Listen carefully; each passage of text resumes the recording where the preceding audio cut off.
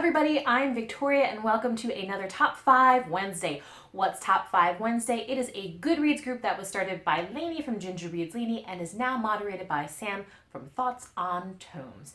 Today's topic is our top 5 books that we read because of Booktube. So I'm going to be pretty strict about this, so I am not counting anything outside of Booktube. This question is actually a little bit more flexible. It's supposed to be any sort of book site on the internet, so it could be like a book blog or I think even Goodreads or something like that, but I'm gonna be strict and say only Booktube because honestly I've been on Goodreads for quite a while, several years, and I've gotten a whole bunch of book ideas, recommendations from there, but Booktube I only really found out that it was a thing recently, the beginning of this year, so I wanted to be like really strict and have that kind of rule set up for me. So without further ado, here are my top 5 books that I read because of a Booktube and Booktube alone. My top book is without a doubt The Hate You Give by Angie Thomas. So this has saturated Booktube. It is everywhere, everyone loves it, and for a good reason. This tells the story of Star, who witnesses the murder of one of her childhood friends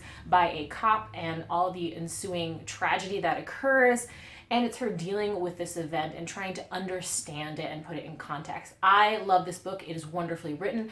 There is humor and there is heartbreak, and it is absolutely fabulous. This is a 5-star read for me, and I picked it up because it was so hyped on Booktube, and it was absolutely worth it.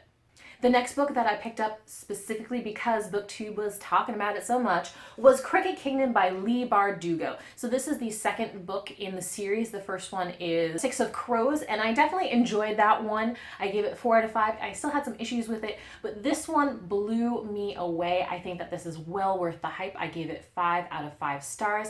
This is a YA fantasy, and we follow Kaz Brecker, who is kind of a lieutenant in a gang, and he has a whole bunch of other young kind of teens his age, and they set about to kind of form a sort of heist, if you say. And I really enjoyed this a lot. I think that this fixed some of the issues that I had with the first one, and like I said, I definitely read this because everyone was talking about it so much on Booktube, but rightly so. The next is The Wicked and the Divine. This is a graphic novel. This tells the story of gods who reincarnate into the bodies of teenage individuals every 90 years, and within 2 years, they are all dead. They all become rock stars and are super famous, but ultimately meet a tragic end. So I picked this up because several booktubers were talking about how wonderful this is, and I have to say it really is. I enjoyed the first one in the series, gave it 4 out of 5, and then the second one that I picked up, oh my goodness, the end of that was amazing, and I gave it 4 out of 5, 4.5 out of 5, and then rounded up to 5 because of it. So good.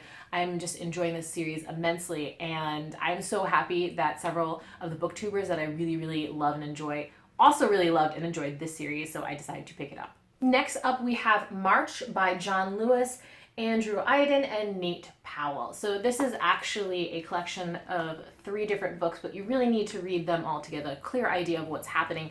This tells the story of John Lewis, who was instrumental in the civil rights movement. And this basically tells his story and the story of so many other people that were involved in fighting at this time. This is such an important work. I love that it makes this history accessible to people that might not have wanted to read about it because it is in graphic novel format. I did again pick this up because I saw it on Booktube and it looked just so amazing, and I ended up getting this beautiful slipcase version of it, which I absolutely love. And again, I gave this 5 out of 5. Highly recommend it if you want to learn more about that period in history. This is very engaging and a very easy way to get into that. And last but not least, one of my top 5 books that I picked up specifically because of Booktube, we have The Wall of Storms by Ken Liu. This is actually the second in the Dandelion Dynasty. Yes, that's it. This is actually the second in the Dandelion Dynasty series, the first one being The Grace of Kings. I definitely enjoyed that quite a bit. Again, I picked that one up because of Booktube. People were talking about it and it looked really good, and I enjoyed it. I gave it 4 out of 5, but then I read this because everyone said it was even better, and you know what? It is. I gave this 5 out of 5. This is amazing. It is an adult epic fantasy based on Eastern Asian culture. Oh my goodness, there's so much. I can't talk about too much of the plot in here, but I will say that this kind of takes care of some of the things that I had issue with in the first one. We have a ton of really strong female characters in this. There is a male-male romance with two secondary characters, and we get a female-female romance with two of the main characters in this, which I really enjoyed.